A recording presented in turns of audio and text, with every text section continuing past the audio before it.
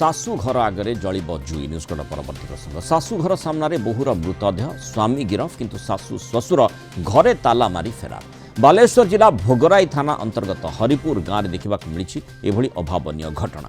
मृतदेहर अंतिम संस्कार पर शाशु घर आगे जुई प्रस्तुति चली। मृत महिला बापघर लोके अंतिम संस्कार पर जुई प्रस्तुत करुछंती। मृत सस्मिता विवाह हरिपुर गाँव रामकृष्ण होता। विभिन्न समय उभय स्वामी स्त्री भितर कलह लगुला। तेज गतकाली कौन कथा को नहीं स्वामी स्त्री मध्य प्रबल झगड़ा होगा पर बंद कोठरी भितर सन्देहजनक भाव में सस्मिता मृतदेह उद्धार करा झील को हत्या करा सस्मिता माँ थाना लिखित अभियोग आनी। गतकाली स्वामी रामकृष्ण को पुलिस गिरफ करी। तेबे गिरफ करी पुलिस नहीं जाउथबा बेले गाड़ी आगे शोई पड़ते माँ और पीयूषा। तेणु ये गोटे अभावन घटना भोगराई अंचल रे वर्तमान चर्चार परिधि भीतर को आसी। अधिक सूचना नहीं जावा आम सहित जलेश्वर रिपोर्टर राधागोविंद दास जोड़ी होती। राधागोविंद ए प्रकार अभावन जो घटना कहुच्छी माने जो माने शाशु घर आगे बहुर जुई जलिबाई बापघर लोक प्रस्तुति चलाई जो अभियोग करा जे बहु को मारी दिया जाइछि हत्या करा जाइछि अभियोग किभली भाव में करा जाइछि थाना रे एवं से संपर्क रे कौन कहुच्छी जो झगड़ा कथा कहुला सेठी शाशु ससुर बा अन्य परिवार लोकंकर संपर्क किछि रहिछि कि? देखो तो मूला निश्चित भाव में कहीपर एक अभावन घटना जेहेतु गतकाली माणबसा गुरुवार थिला जो सूरत महाना को जो बहु कह सस्मिता महाना से सकाळे काली पूजा करथिले। तो पूजा करिया पर स्वामी स्त्री मध्य झगड़ा होता। तो झगड़ा होता पर किसी समय पर जो सस्मिता रही मृतदेह घर भीतर उद्धार कराइथिला। तो पुलिस गतकाली पहुंची जो शव व्यवस्था हॉस्पिटल को शव अणाइथिला।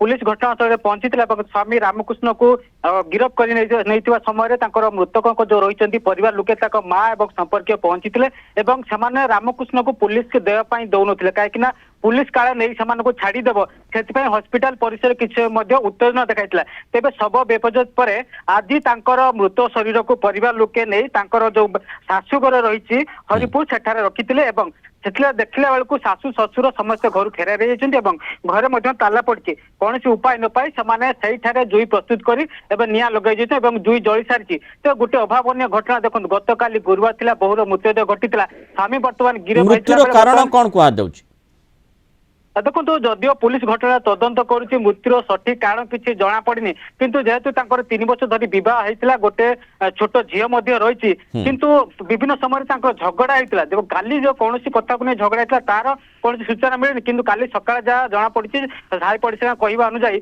झगड़ा प्रबल होता और किसी समय मध्य बहुर मृतदेह घर भीतर उद्धार होता। बापघर लोकंकर जो अभियोग होची मारी दिया जाइछि हत्या करा जाइछि ता पछरे कारण निश्चय रही कारण केउठी ना केउठी सेमाने विभिन्न समय जो झगड़ा कथा कहुच्छी झील से सूचना देथिबो से बाबद में चर्चा करिथिबो आलोचना करिथिबो जे ए प्रकार मते एठी हैरान करा जाउछि तांका जीवन प्रति विपद रही कि से संपर्क में किसी खुलासा से करथाई पारंती।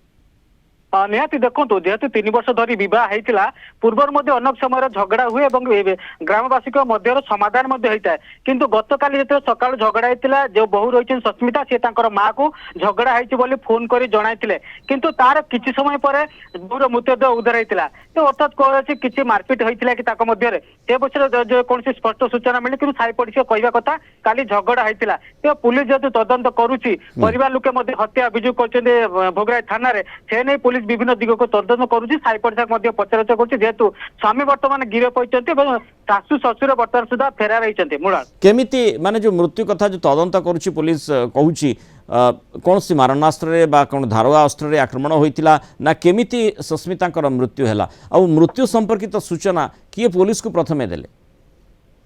देखो जेहेतु काली सकाळे घटना घटी तेरे प्रथमे जो शाशुघर लोक रही प्रथमे पुलिस को खबर देते जो बहुर मृतदेह घर भीतर पड़ी जो पुलिस घटनास्थल पहुंची शव व्यवस्था नहीं जाइला किंतु कथा उठुची कहीं से घर भीतर आत्महत्या शाशुघर लोक कहवा कथा अनुजाई बहु आत्महत्या करछंती किंतु मृतकों परिवार लोक कहते बहु को हत्या कराई। तो कौन या पक्ष सत्यता रही जेहेतु पुलिस घटना तदंत कर प्रकृत तथ्य जना पड़ो तदंत पर मूला माने जो तांकर मृत्यु केमिति हेतिला दौड़ी दे आत्म माने तांकर मृत्यु हेतिला ना किभली अवस्था रे तांकर मृतदेह उद्धार करा जायतिला?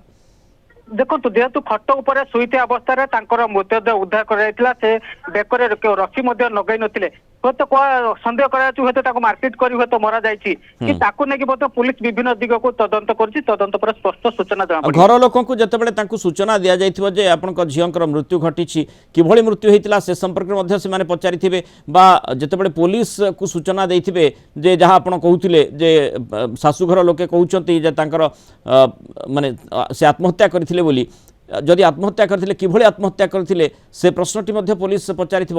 ଆଉ ଗିରଫ କାହିଁକି କରାଯାଇଛି ସସ୍ମିତାଙ୍କ ସ୍ୱାମୀଙ୍କୁ?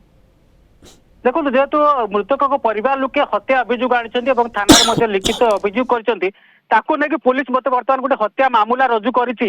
ଯେହେତୁ ଶବ ବ୍ୟବଚ୍ଛେଦ ରିପୋର୍ଟ ଆସିନାହିଁ, ବ୍ୟବଚ୍ଛେଦ ରିପୋର୍ଟ ଆସିଲା ପରେ ସ୍ପଷ୍ଟ ସୂଚନା ମିଳିପାରିବ ହତ୍ୟା କରାଯାଇଛି କି ସେ ଆତ୍ମହତ୍ୟା କରିଛନ୍ତି। ତେବେ ବାପଘର ଲୋକ କହୁଛନ୍ତି ହତ୍ୟା କରାଯାଇଛି, କିନ୍ତୁ ଶାଶୁଘର ଲୋକ କହୁଛନ୍ତି ଆତ୍ମହତ୍ୟା କରାଯାଇଛି। କିନ୍ତୁ ପ୍ରକୃତରେ କଣ ରହିଛି ଘଟଣା ପଛର ରହସ୍ୟ, ବର୍ତ୍ତମାନ ପୁଲିସ ବିଭିନ୍ନ ଦିଗକୁ ନେଇ ତଦନ୍ତ କରୁଛି ଏବଂ ତଦନ୍ତ ପରେ ନିଶ୍ଚୟ ସ୍ପଷ୍ଟ ଜଣାପଡ଼ିବ। ଧନ୍ୟବାଦ ରାଧା ଗୋବିନ୍ଦ ଦାସ ବିସ୍ତୃତ ସୂଚନାରେ ଆମ ସହିତ ରହିଥିବାରୁ।